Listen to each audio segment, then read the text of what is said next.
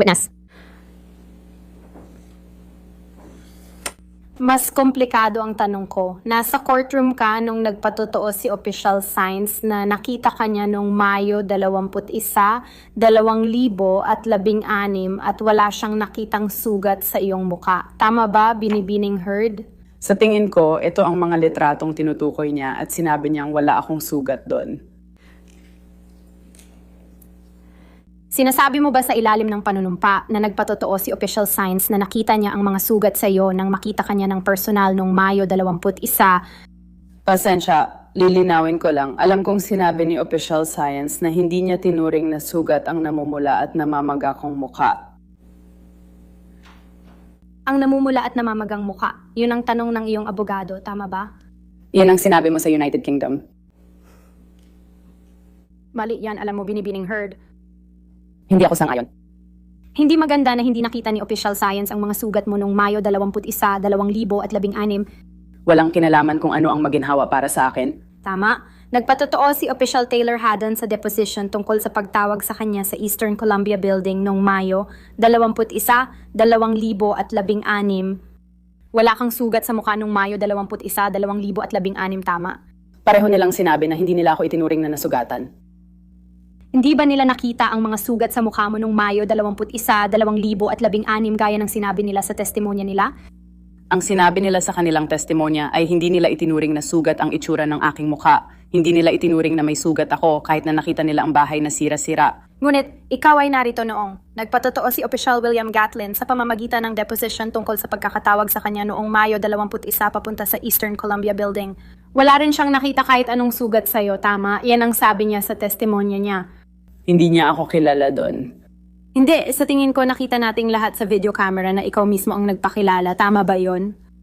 Kailangan kong gawin yon kasi malayo siya at hindi niya alam kung sino kasama niya. Pero pagkatapos mong ipakilala ang sarili mo, tumingin siya sa'yo. Tama ba yon? Mula sa malayo? Oo. At wala rin siyang nakitang anumang halatang sugat. Tama ba? Hindi ko alam kung ano ang nakita niya. Nagpatotoo siya na wala siyang nakitang anumang halatang sugat. Ikaw ba? Naniniwala akong wala nga siyang nakita. Oo. Nasa courtroom ka rin nung nagpatotoo si Alejandro Romero ng Eastern Columbia Front Desk na nakita kanya nung Mayo 25, 2016, tama? Tama, sabi niya. Ika-25. Oh, pinatotohanan ni Ginoong Romero na wala siyang nakitang pamamaga o pasa sa mukha mo nang nag-usap kayo sa front desk. Hindi niya makikita.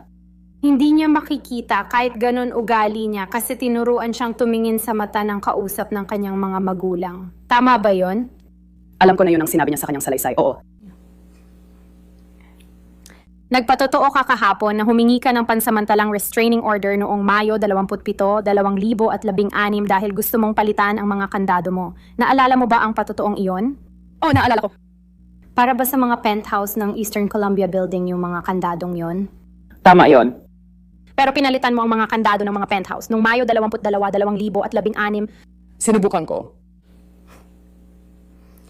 Kaya ka naging kampante na papuntahin si James Franco nung gabi ng Mayo 22, 2016? Miss Heard, hindi ko alam kung kailan dumating si James. Sige, ipapaalala namin sa'yo, pwede ba ilabas ang Exhibit 304 at patugtugin mula 254 hanggang 439?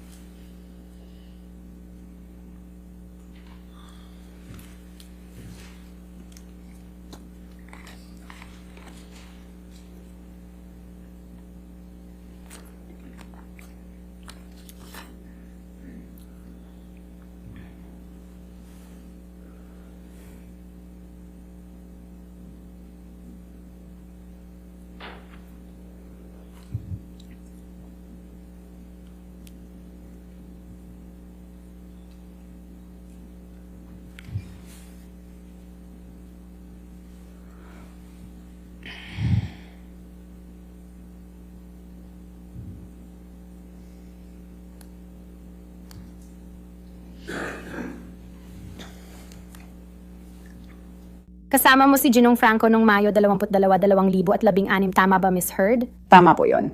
Inaakyat mo siya sa penthouse, di ba? Diyan ako nakatira. Oh, Alas 11 na ng gabi, tama? hindi ako sigurado sa oras. Mukhang ganun nga. Bakit hindi natin muling ipakita ang video na yon?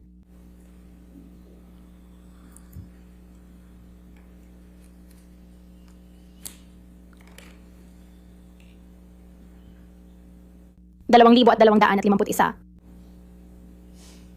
Halos hating gabi na, di ba? O pasensya na, halos alas 11 na ng gabi. Tama ka dyan? Alam mo namang wala si Ginong Depp sa bayan noong Mayo 21, 2016, di ba? Hindi ko alam ang alam ko sa schedule niya nun. Alam mong wala si Ginong Depp sa bayan noong Mayo 27 nang humingi ka ng restraining order, tama? Hindi ko alam kung alam ko yon nung panahong yon. Alam mo bang aalis si Ginong Depp para sa European tour sa linggong yon? Hindi ako sigurado sa naintindihan ko sa schedule niya nun. Alam mong hindi siya babalik ng ilang linggo, di ba? Hindi, mali yon. Balikan natin ang recording na yon.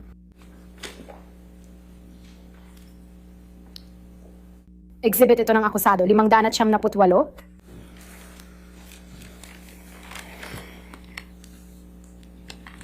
At kinumpirma mong ikaw at si Ginong Depp ay nasa kotse sa labas ng studio niya, tama? Oh, Pinipigilan mo siyang pumasok sa studio para magdroga, tama? o parang magsisimula ulit ang siklo. Tama ba? Hindi naman na si Ginong Depp ay sinusubukan lang pumasok sa bahay niya para makita ang anak niyang babae, tama ba? Maaring anak mong babae ang nasa bahay nun, pero hindi iyon ang mahalaga. Paulit-ulit na ang testimonya mo. Sinasabi mong gumagamit ng droga si Ginong Depp sa harap ng mga anak niya. Alam kong ginagawa niya yon. Pangalawa, hindi mahalaga yon. Hindi naman mapipigilan ang paggamit niya kasama ang mga kaibigan. At iyon ang problema, hindi ang presensya ng anak niyang babae. Sige, tuloy tayo. Mga akusado, 500 at 78 mula 4,000, 748 hanggang 5,035.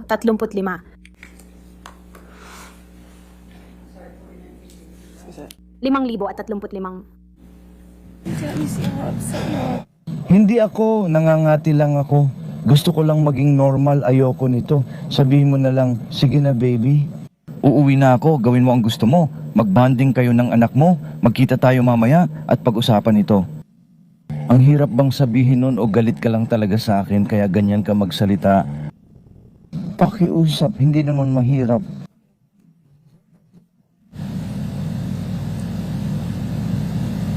Sige. Hindi ko maintindihan dito.